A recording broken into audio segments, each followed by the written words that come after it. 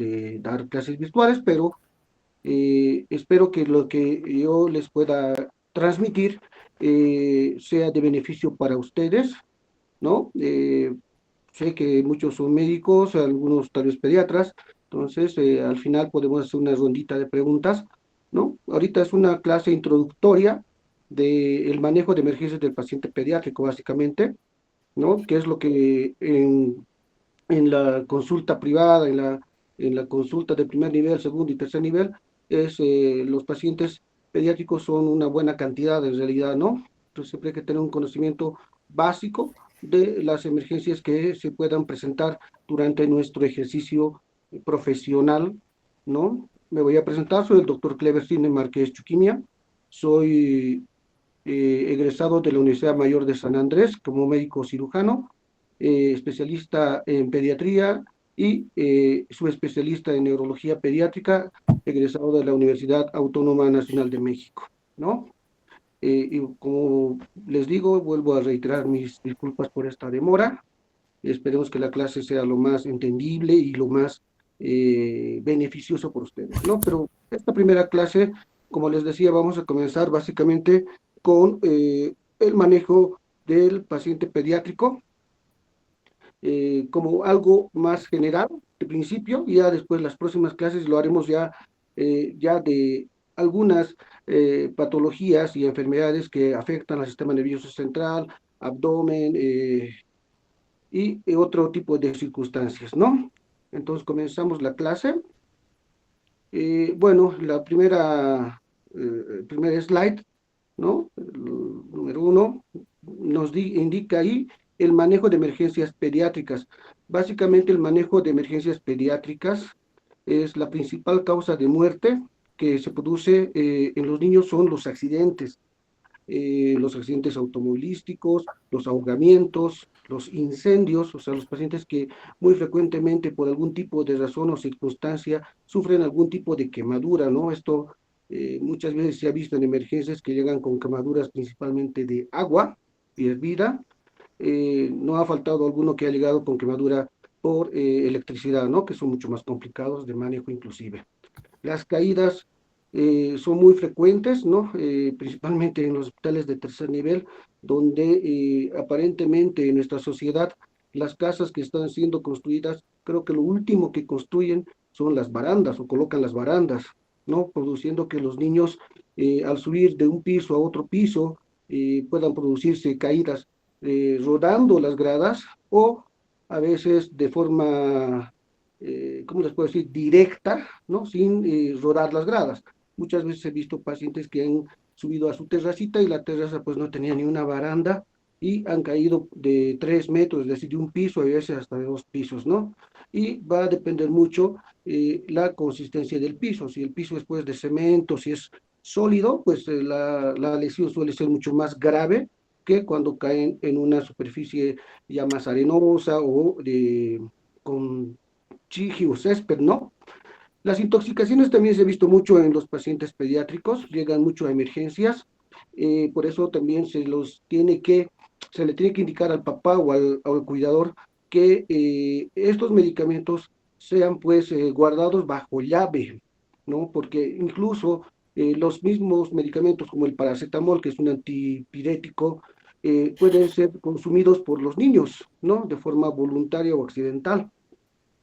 Una intoxicación muy frecuente que he visto son las intoxicaciones por sulfato ferroso, ¿no? Que parecen chocolatitos y se lo toman todito.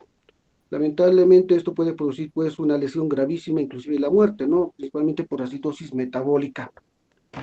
Eh, los accidentes, continuando con la siguiente slide, son la tercera causa de muerte a todas las edades principalmente, y es la quinta causa de muerte en niños menores de 5 años.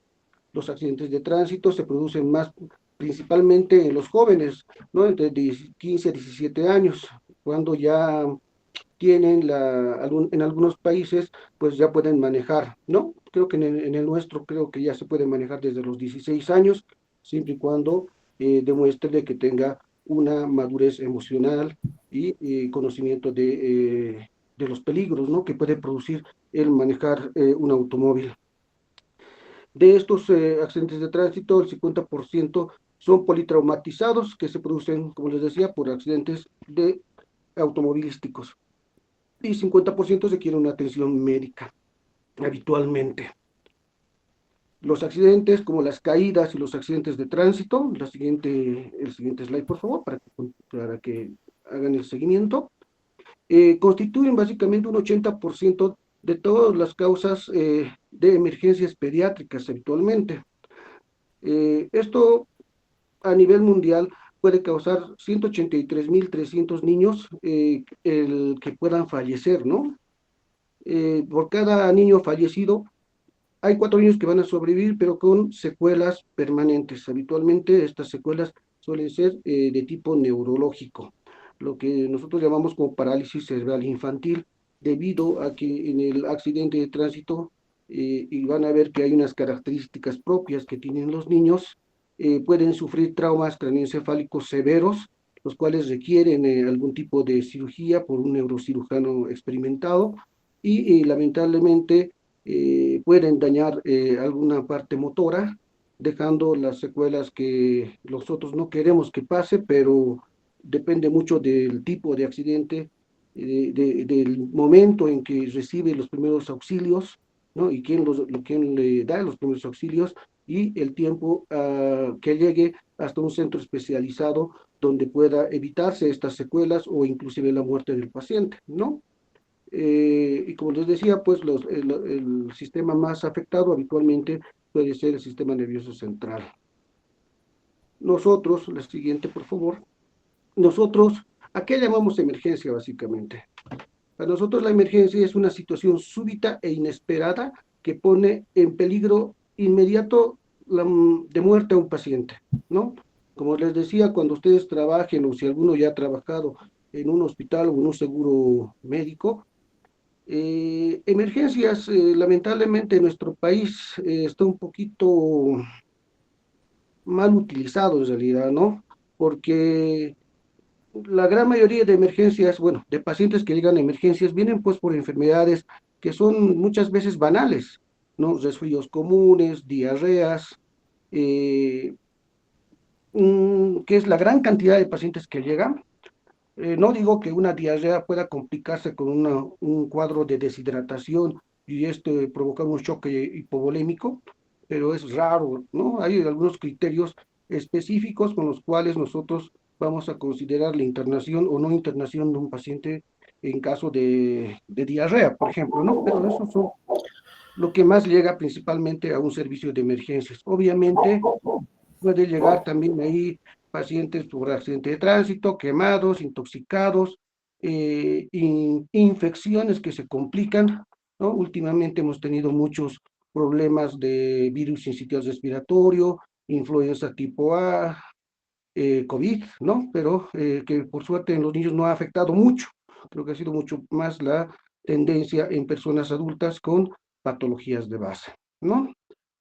Ahora, politraumatizado para nosotros es la persona o aquel paciente que sufre un trauma que presenta por lo menos una lesión severa que pone en riesgo su vida, lo cual hay que diferenciar de los pacientes que tienen o que son policontusos, ¿no?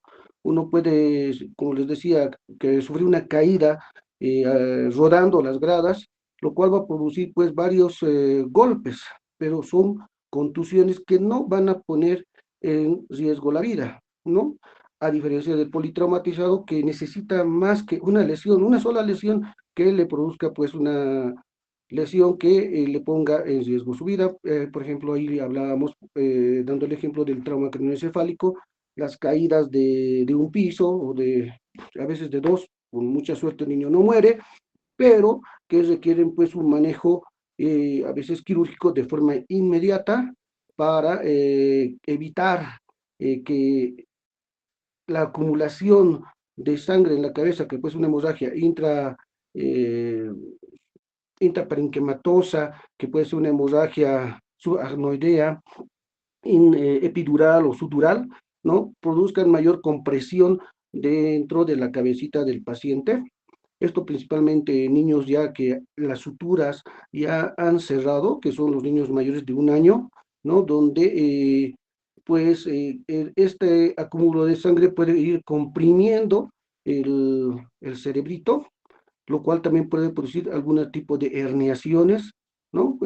Con el posterior fallecimiento del paciente por compresión del tallo cerebral principalmente, ¿no? O edemas cerebrales que también pueden dañar y producir isquemias o infartos a nivel de un área específica. Bueno, como decíamos, el siguiente slide, por favor. Los accidentes en pediatría, habitualmente hemos hecho una pequeña revisión, ¿no? Eh, Se producen principalmente en menos de un año, en un 14%, en niños de 1 a 5 años en un 50%, hasta de 5 a 10 años en un 20%. Si se dan cuenta, niños de 1 año a 10 años habitualmente ya ocupan el 70% de todos los accidentes en pediatría. Niños de 10 a 15 años en un 14% y mayores de 15 en un 2%. La gran mayoría de estos niños, en un 65%, suelen ser varones. Creo que es un poquito más, ¿cómo les puedo decir? Hasta hiperactivos, ¿no? Y los accidentes habitualmente se producen principalmente entre las 8 de la mañana a 8 de la noche. Esto porque, bueno, los niños tienden, la gran mayoría, pues, a dormir tipo 9 de la noche, aunque en algunas familias los niños están pues despiertos hasta más tarde, lo cual no es muy recomendable porque niño que está despierto hasta muy tarde puede tener pues otro tipo de actividades, ¿no? No sé, tocar los enchufes, ir a la cocina o sufrir una caída, ¿no? En todo caso, por eso se produce el mayor porcentaje de accidentes de emergencia en ese horario, ¿no? De 8 de la mañana a 8 de la noche principalmente. Eh, Cuando un paciente llega pues ya al servicio de emergencias, nosotros realizamos una secuencia de prioridades, ¿no?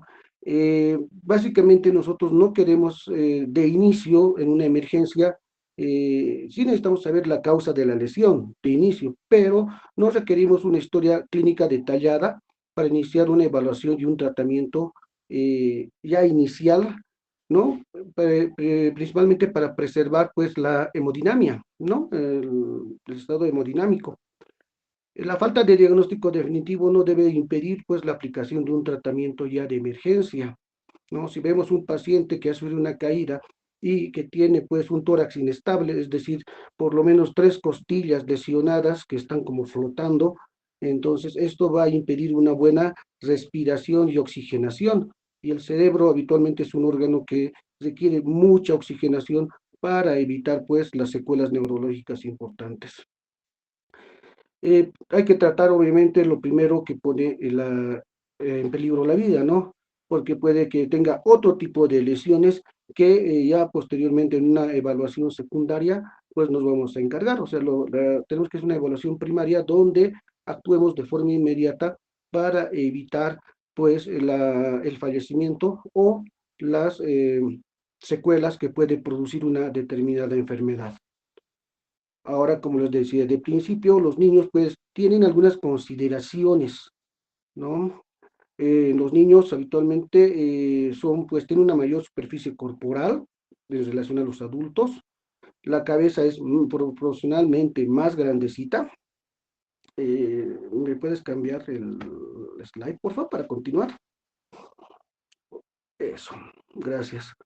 Y tiene mayor proporción de agua, es decir, que los niños pues tienen mayor posibilidades de deshidratación, ¿no? Lo cual puede llegar a un choque hipovolémico.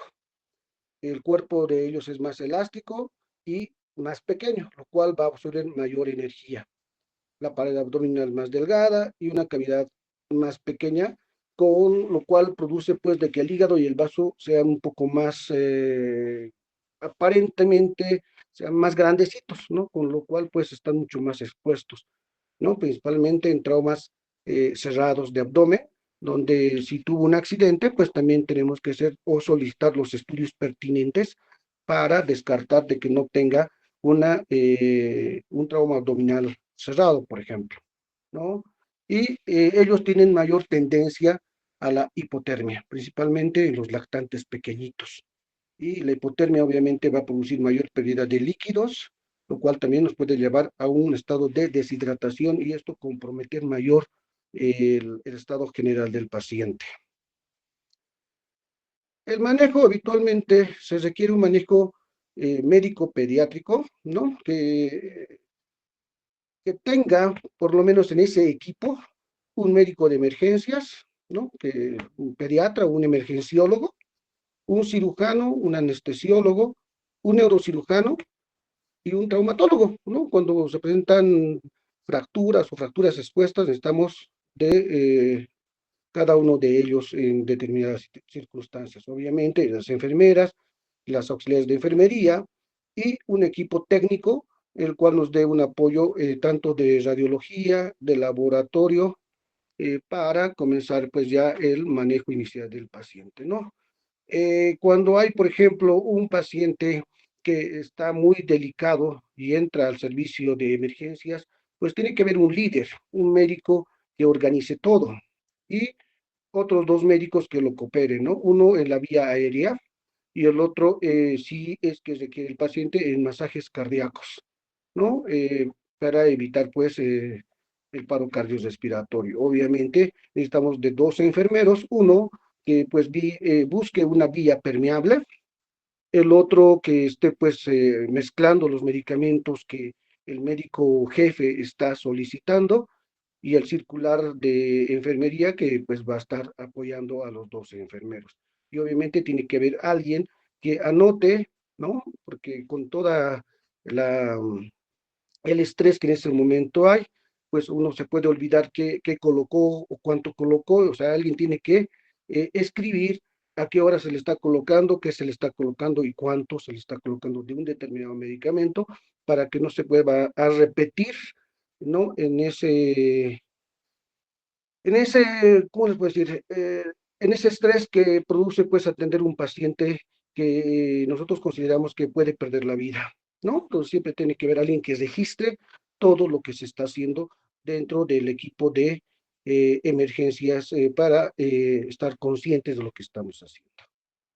Bueno, el servicio de emergencias debe ser capaz de efectuar una atención especializada, inmediata, eficaz y eficiente a todo paciente críticamente enfermo.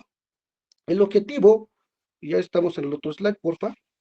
El objetivo básicamente del servicio de emergencias es, como les decía, de un principio restablecer la estabilidad económica, hemodinámica, perdón, ¿no? Entonces, para este fin, tenemos que ver ciertos datos clínicos, que más adelante los voy a mencionar, y tenemos que comenzar con lo que ya desde médico general nos han comentado, ¿no? Que sería el ABCDE, ¿no? Que eso es básicamente un manejo inicial, pues, que se realiza en el paciente independiente del tipo de lesión que haya tenido, ¿no?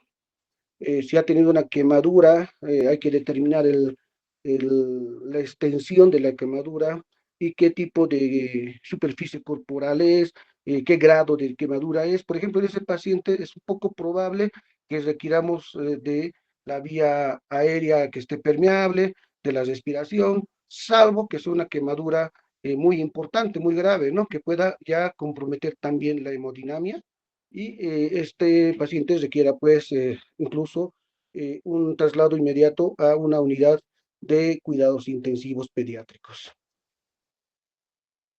Para tener una unidad de emergencias adecuado, tiene que existir pues un espacio físico adecuado, o sea, lamentablemente la gran mayoría de nuestros hospitales, pues los servicios de emergencia son muy pequeñitos, están muy cerquita una cama de otra cama, o sea, una unidad de otra unidad, y habitualmente siempre están llenos, ¿no? Debería existir, yo trabajo en el hospital de niño en este momento, y no hay una sala como tal muy específica.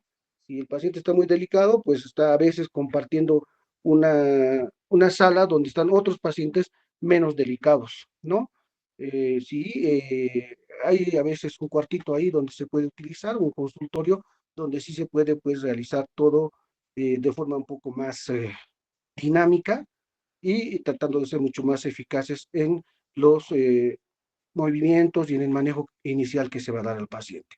Obviamente necesitamos pues un recurso humano adecuado, ¿no? Que sepa el PALS, por lo menos, eso se encarga el médico de emergencias, ¿no? Pero que todo el mundo debería conocer.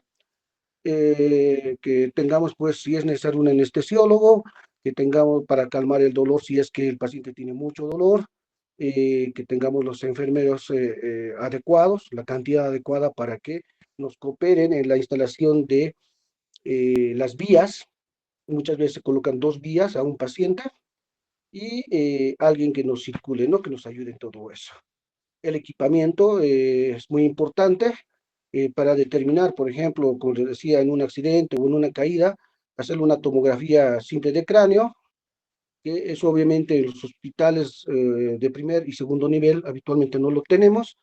En el hospital de niños sí tenemos un tomógrafo, pero que muchas veces está en muy mal, no funciona a veces y a veces sí funciona, o sea, lamentablemente esa es nuestra realidad en Bolivia, ¿no? Acá en La Paz por lo menos, ¿no? Pero es uno de los hospitales que puede ayudarnos con imágenes, ya sea de tomografía o de radiografía y ecografía en ciertas circunstancias y pues laboratorio que es muy importante debido a que si el paciente requiere pues entrar al quirófano, necesitamos saber tiempos de coagulación, cuánto está su hemoglobina, para determinar si ha habido un abundante sangrado y ver en algunos casos pues si tenemos que transfundir al paciente para que pueda ingresar a quirófano, ¿no?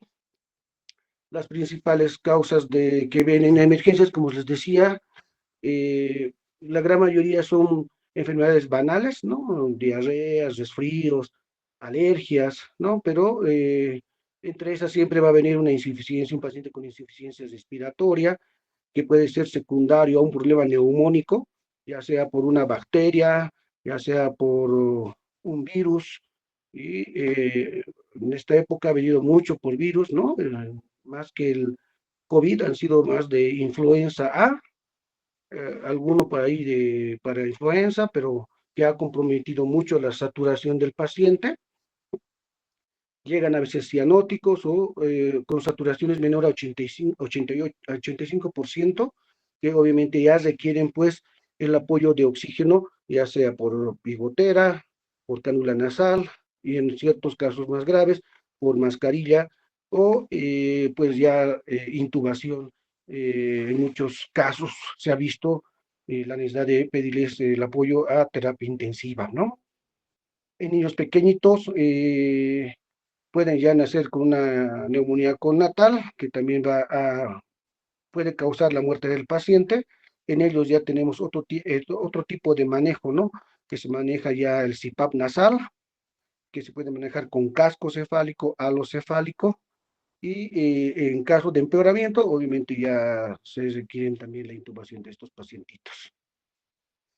Los politraumatizados, como habíamos mencionado, que son muchos por accidentes de tránsito, e inclusive han llegado pacientes politraumatizados en el día del peatón, pues manejan bicicleta, pero se van por unas pendientes muy acentuadas y ahí sufren pues las caídas con varios golpes, o sea, policontusos y que también pueden venir ya con fracturas o simplemente con una lesión que pueda estar,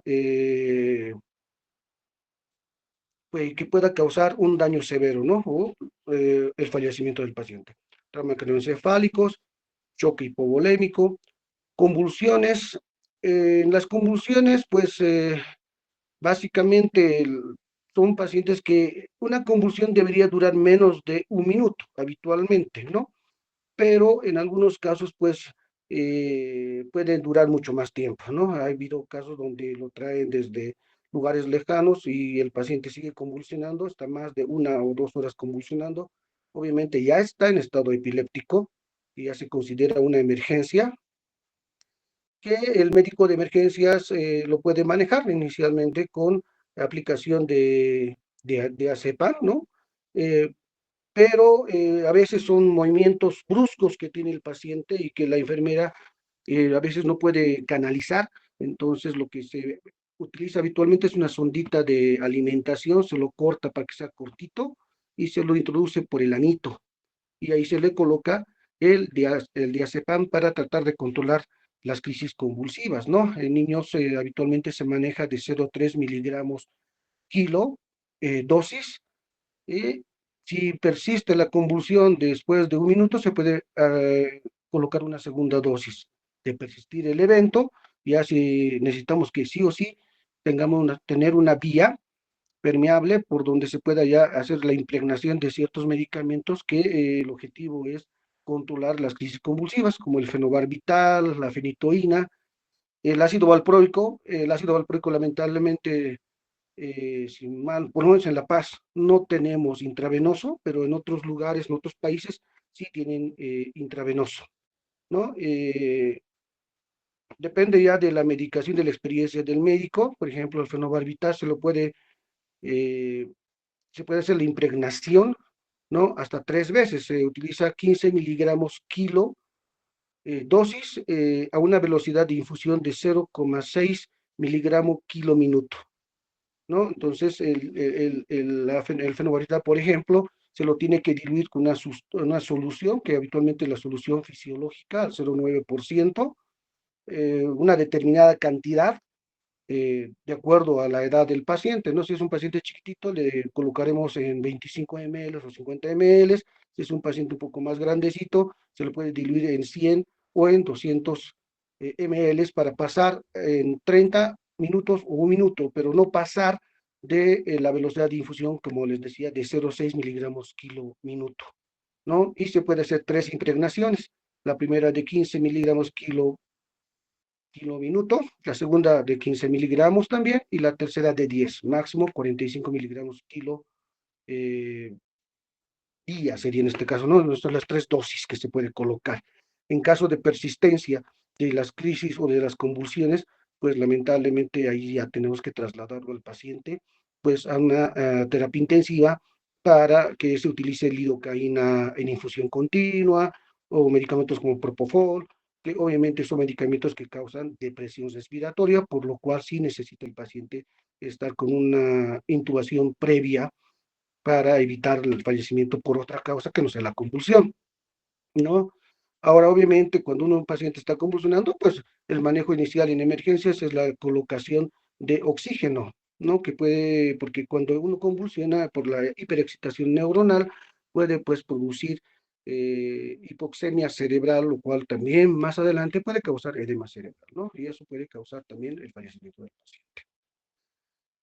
Bueno, las intoxicaciones, como les había mencionado, que pueden ser no necesariamente por medicamentos como medicamentos para diabéticos, ¿no? Que hay mucho paciente adulto diabético o hipertenso, entonces pueden tomar medicamentos tanto como para bajarse mucho la glicemia o medicamentos que produzcan una hipotensión, ¿no? Pero también el paracetamol, sulfato ferroso, el ibuprofeno.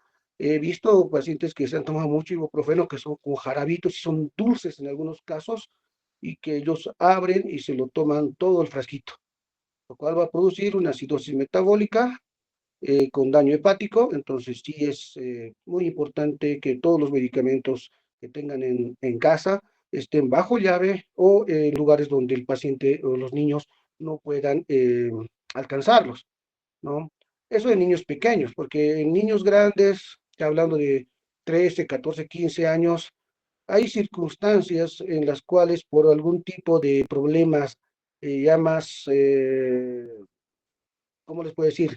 Psicológicos, ¿no? Que terminó con un chico, una enamorada, o simplemente que el papá o la mamá los trata mal, o que son niños que tienen bullying en la escuela, pues tienden a tener una tendencia, una ideación suicida, con lo cual ya pueden tomar de forma voluntaria un medicamento para pues terminar ese sufrimiento que ellos tienen, y eso también se constituye una emergencia psiquiátrica que también tiene que internarse para evitar mayores complicaciones. La hiperpirexia, la cianosis, que nos está diciendo de que puede haber un daño a nivel pulmonar, inclusive cardíaco, ¿no? Hay cardiopatías que son cianógenas, ¿no? Entonces, eso también son importantes de ya verlos en emergencias.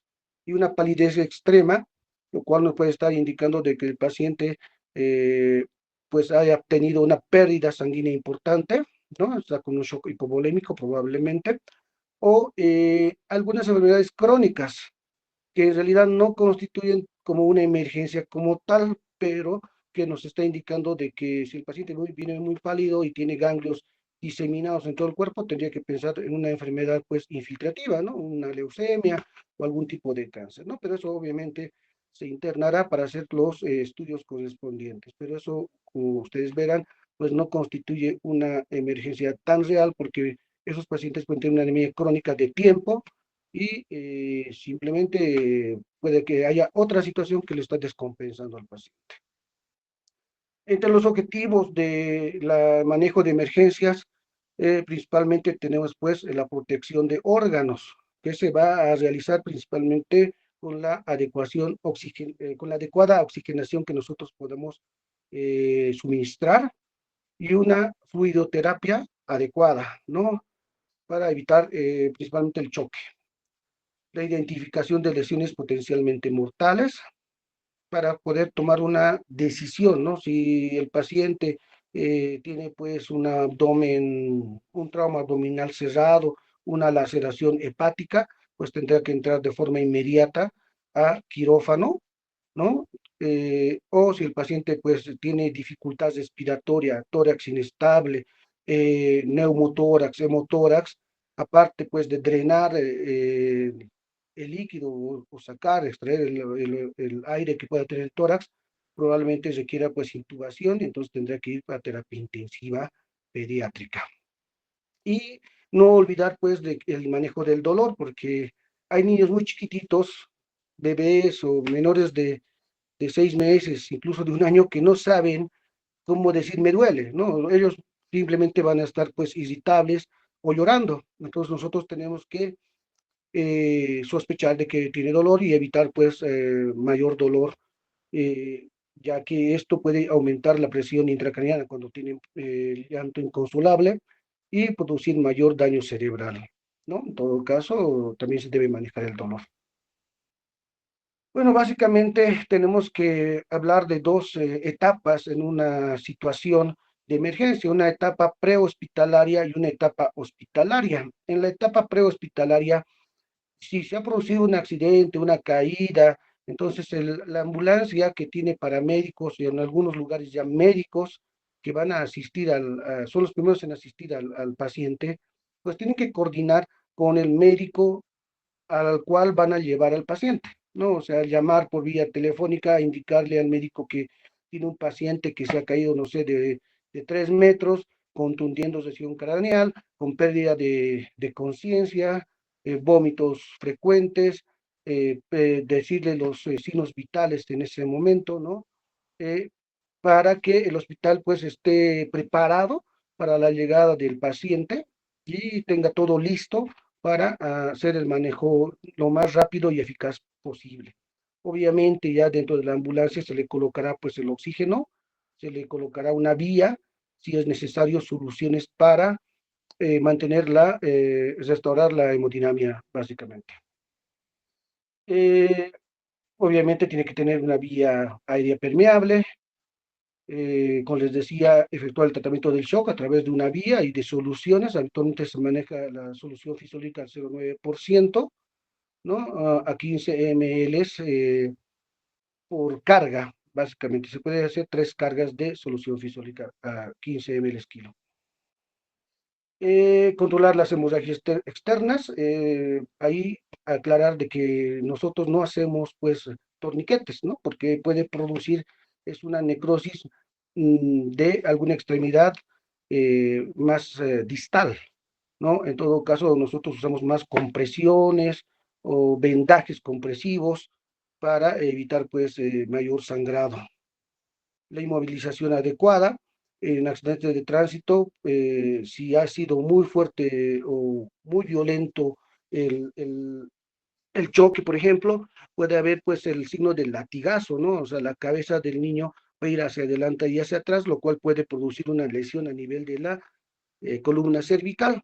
Y por el estrés, algunas personas, o sea, que ven el accidente y como los niños son tan fáciles de cargar muchas veces, pues sacan de forma brusca dentro de la movilidad, pero no están teniendo cuidado con la región cervical, ¿no? Porque si tiene algún tipo de lesión, pueden comprometer la médula espinal, dejándolo pues al paciente cuadriparético o cuadriparésico, ¿no? Lo cual tampoco es bueno, entonces tiene que ser una persona adecuada que también asista a los pacientes, pero lamentablemente los primeros que asisten en un accidente pues no son médicos, son o familiares o transeúntes, ¿no? Entonces lamentablemente no pueden aumentar la lesión a nivel de la médula espinal.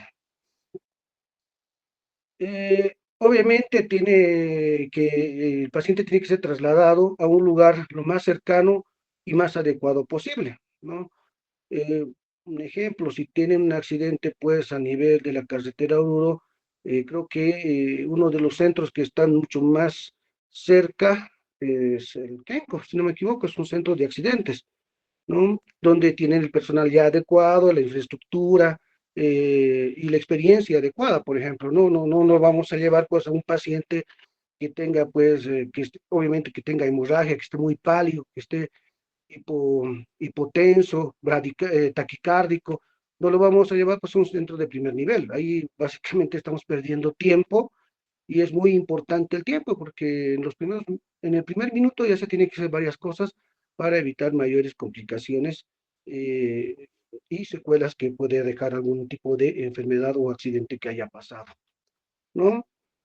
Y obviamente pues tenemos que saber mínimamente el mecanismo de lesión, accidente, caída, quemadura, que se tomó medicamentos. Entonces, eso necesitamos mínimamente saber. O sea, ya después en una evaluación secundaria determinaremos muchas más cosas buscando otro tipo de situaciones. En la etapa ya hospitalaria, lo primero que se debe hacer es tratar de solucionarlo con los procedimientos más simples, las situaciones de riesgo vital, ¿no? Esta se divide básicamente en una evaluación primaria y en una evaluación secundaria. En la evaluación primaria, el objetivo es reanimar y estabilizar al niño en base a un esquema de prioridades que se debe hacer, que debe ser precisa y rápida, ¿no? Ahí utilizamos lo que les decía, el ABCDE, básicamente, ¿no? Pero lo más importante es el ABC, ¿no? Por sus siglas en inglés, ¿no? La evaluación secundaria ya veremos la de buscar nuevas lesiones y seguir el estado y la evaluación del niño. Entonces, en el ABC, lo primero que hacemos es la vía aérea.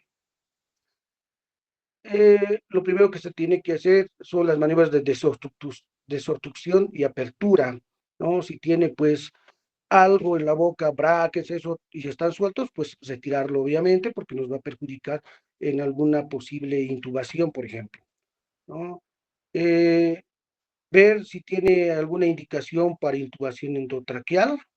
Ahí se les he puesto algunos casos donde sí, el paciente va a requerir pues la intubación endotraqueal, que es el paro cardiorrespiratorio, la imposibilidad de mantener abierta la vía aérea espontáneamente, la inestabilidad respiratoria, que es, le decía, que mínimamente tienen que estar tres fracturas o tres costillas fracturadas, lo cual va a producir que no sea pues de forma adecuada la respiración, ¿no? La ampliación y amplexación, ¿no? Un trauma cráneoencefálico importante que requiera ventilación, una hipovolemia importante y que también requiera tratamiento quirúrgico. El B es breathing, es respiración, ¿no? Que hay que valorar si el paciente es capaz de respirar por sí mismo una vez abierta la vía aérea o si precisa de soporte ventilatorio mecánico que básicamente se va a realizar en terapia intensiva. Pero podrías avanzar por favor los slides.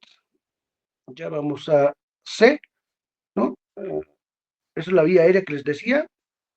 Después pasamos a breathing, que es la respiración.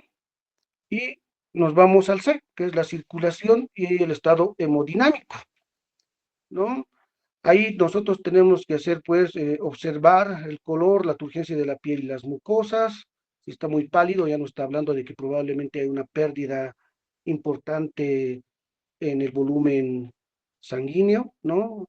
Puede ser evidente, es decir, un sangrado por la nariz o por alguna herida, una fractura expuesta, o puede ser inclusive un trauma abdominal cerrado, donde haya pues acumulación de sangre en el abdomen, o simplemente un sangrado bastante importante a nivel del cráneo, cuando no se puede determinar, ¿no? A veces son los golpes muy fuertes, pero tiene un hematoma subgaleal, o sea, un chinchón que se puede evidenciar, pero no vemos lo que realmente está sangrando o qué tipo de hematoma tiene dentro de la cabecita, para lo cual sí vamos a estar por los estudios de mínimamente de tomografía para determinar qué tan severo ha sido el trauma craneoencefálico en este caso, ¿no? Ver, pues, escuchar los ruidos cardíacos, pues si tiene taquicardia, nos está ya llevando más a una situación de choque hipovolémico que nosotros debemos, pues, resolver lo más pronto posible. La palpación de los pulsos periféricos, el llenado capilar, que es simplemente apretarle uno de los deditos, la uña, y esto tiene que llenarse habitualmente en menos de 2 segundos, ¿no? Porque si se llena en más, está hablando de que hay pérdida sanguínea o simplemente una anemia importante. Obviamente, el monitoreo del electrocardiograma, eh, la presencia de hemorragias, y obviamente la cuantificación de la diuresis, porque si el paciente pues está con choque hipovolémico o mucha pérdida, no va a tener diuresis, lo cual también puede afectar posteriormente pues al riñón, ¿no? Haciendo una lesión, no sé, creo que hay una nueva clasificación de nefro, o yo utilizo todavía la de Akin, ¿no? Akin 1, Akin 2, ¿no? Donde ya el paciente no tiene pues una diuresis debido a la falta de líquidos que puede estar presentando el paciente. Ya después, ya completando básicamente el ABCD, bueno, el D es drogas, básicamente, los medicamentos que tú vas a utilizar, lo más importante para mí, aparte de algunos medicamentos antibióticos o algunos medicamentos que te puedan ser necesarios, inotrópicos, pero los inotrópicos habitualmente lo manejan mucho más en terapia intensiva, pues para mí es calmar el dolor, ¿no? O sea, tenemos que tener una vía permeable para la colocación de ciertos medicamentos. Si es una epilepsia, una convulsión, necesitamos colocarle mínimamente diazepam para controlar las convulsiones. Si es que está en un choque hipovolémico, mantener o reponer la volemia, que puede ser, como les decía, con solución fisiológica habitualmente, o concentrados plaquetarios o sangre entera o hemotransfusión, o sea, transfundirlo al paciente, ¿no? Si es muy necesario. Y nos centramos pues a veces de que sería la exposición, pero eso ya más adelante se hace y tenemos que hacer una evaluación neurológica. Para eso utilizamos pues la escala de Glasgow. En niños pequeños hay la escala de Glasgow modificado, ¿no? Y donde obviamente la escala de comodidad de Glasgow se utiliza en niños mayores, en los cuales pues se va a valorar tres aspectos principalmente, ¿no? La apertura ocular, la respuesta verbal y la respuesta motora, ¿no? Y cada uno de estos tiene un puntaje de 1 bueno, la apertura ocular, o sea, si vamos de arriba hacia abajo, la apertura ocular es de 1 a 4, ¿no?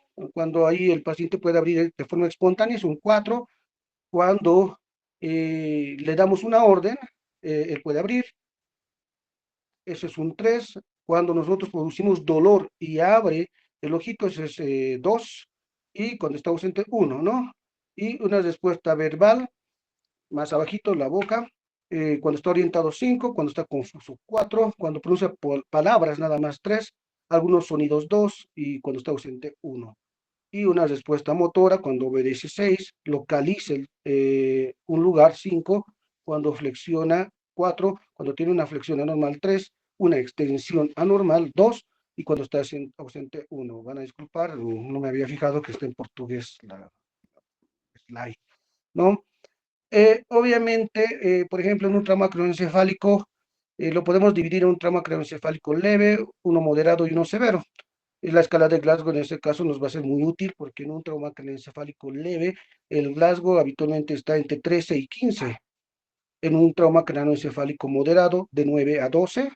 Y en un trauma craneoencefálico severo, de 8 para abajo. Esos pacientes habitualmente requieren intubación y pasar de forma inmediata a terapia intensiva, ¿no? Probablemente para el uso de inotrópicos, la estabilización y todo lo demás, ¿no? Obviamente, si pues, tenemos un paciente que nos llega con confusión, pero está con un Glasgow 12 o 13, medio somnoliento, y a los minutos baja de forma poco rápida su Glasgow, ese también es un paciente que tiene que ser inmediatamente derivado a unidad de cuidados intensivos pediátricos, ¿no? Y después de hacer toda esta valoración inicial, pues la exposición, hay que sacarle toda la ropita al paciente para tratar de buscar ya pues otro tipo de lesiones que obviamente no están afectando la, la vida del paciente, pero que también deben ser tratados, ¿no? Eh, y al final, en una evaluación secundaria, puedes hacer una historia clínica minuciosa, solicitar los estudios de imagen que sean necesarios, ¿no? Radiografía, tomografía, resonancia en algunos casos, y los exámenes de laboratorio, ¿no? Eso es como que de entrada a toditos, porque tenemos que saber cómo está el estado de hemodinamia, si tiene una infección severa, cómo está el estado de plaquetas, los tiempos de coagulación, si es un paciente que probablemente se quiere ingresar a una cirugía. Entonces tenemos que tener mínimamente eso, grupo sanguíneo y algunos estudios especiales, ¿no? Si vas a dar un medicamento que puede ser, o dentro de sus efectos secundarios, puede ser o pueden causar un daño renal, entonces tendrás que pedirle, pues, la función renal, ¿no? NUS, creatinina, si es un daño hepático, transaminasas, bilirrubinas, o sea, depende de lo que tú hayas valorado de forma inicial para ver el daño posible, ¿no? Obviamente, si está con dificultad respiratoria, le pedirás pues mínimamente una gasometría para ver si requiere pues algún tipo de manejo más inmediato que solamente colocarle oxígeno, ¿no? Eh, bueno, eso es básicamente lo que se hace en un manejo o en una valoración inicial de un paciente en emergencias pediátrico, ¿no? Creo que de acá tenemos todavía unos 3 presentaciones más, ahí voy a ser mucho más específico en algunos tipos de enfermedades, donde ya vamos a poder hablar qué se da, cuánto se da de algún medicamento si es necesario o de algún manejo especial, ¿no? Acá en Bolivia, lamentablemente, cuando uno sufre una caída de un piso, cuando sufre un accidente de tránsito, la verdad he visto que muchos no colocan o no protegen la columna cervical. Es decir, necesitamos collarines y los collarines obviamente tienen que ser del tamaño adecuado de acuerdo a la edad del paciente, pero como no lo tenemos, pues a veces pueden producir mayor daño en ese sentido, ¿no? Ahora, si tú quieres intubar, obviamente el paciente tiene que estar en decúbito prono, o sea, dorsal, o sea, echadito de espalda, y habitualmente puedes colocarle, pues, no sé, una almohadilla, algo debajo de los hombros para que la cabecita del paciente esté un poco más hacia atrás y pueda permitirte un mejor acceso a la vía aérea, ¿no? Algunos lo ponen y al doblar el cuello tienes mayor dificultad, básicamente. No sé si tienen alguna duda o pregunta, doctores.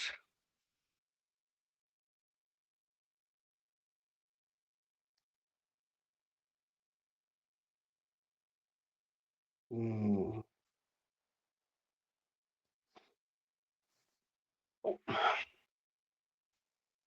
¿Sí me escuchan?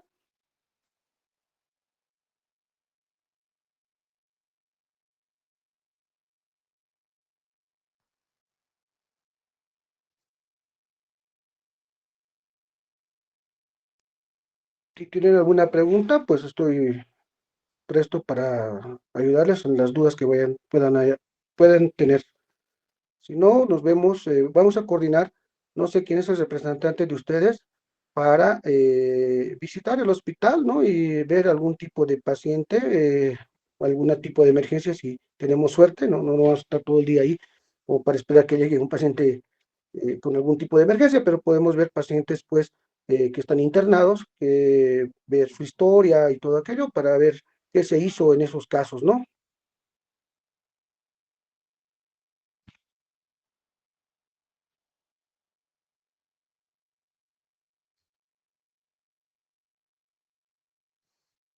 alguna duda que tengan, si no, pues van a disculpar la demora, como les digo, pues fueron cuestiones técnicas y le agradezco pues a su compañero, que no sé su nombre, pero acá lo tengo su apellido, ¿no? Entonces, si no tienen ninguna duda, pues eso sería todo. Pues ya les he mandado los slides que algo les va a ayudar por lo menos, y las otras clases van a ser mucho más específicas de algunas enfermedades, unas emergencias pediátricas, ¿no? Mucho más específico de cada enfermedad.